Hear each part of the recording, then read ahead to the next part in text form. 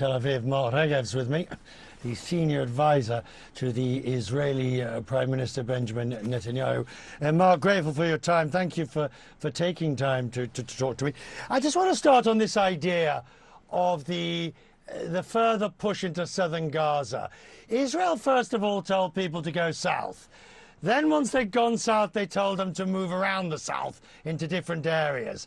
Now they're being told to move. There's nowhere to go, Mark, except scrubland with no facilities, no water, no toilets. Where would Israel now like those people to go?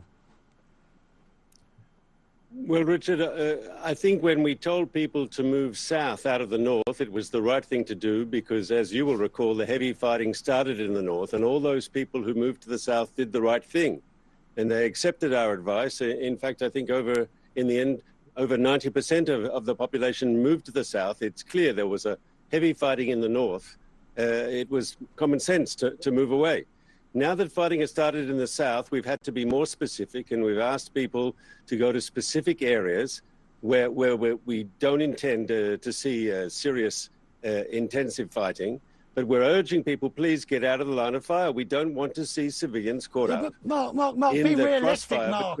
Be realistic, Mark. You're moving hundreds of thousands of people into very limited areas amongst, massive bombardment. There's simply not the space or facilities on humanitarian grounds to move those people into that area. Two comments. First of all, it's obviously difficult to move and move again. My own father was a refugee during the Second World War, and I know what it's like. I've heard firsthand what it's like to have to move from a war situation. It can be very difficult. But surely all the troubles in relocating are nothing compared to the possibility of getting killed by being caught up in the crossfire. And if Israel is saying we know there's going to be fighting in a particular area, that Hamas is embedded there, and we're asking civilians to leave, we urge them to do so. We don't want to see them hurt. All right. Now, let's move to the question of the block, the aid that's coming as a result of the UN Security Council.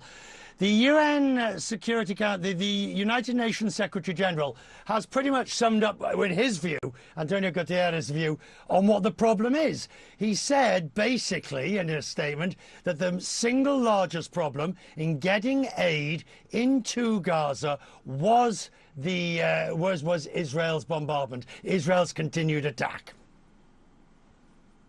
So let's be clear. As you yourself reported, Israel opened a few days ago the Kerem Shalom crossing, which allows for really increasing the quantity of humanitarian aid entering Gaza.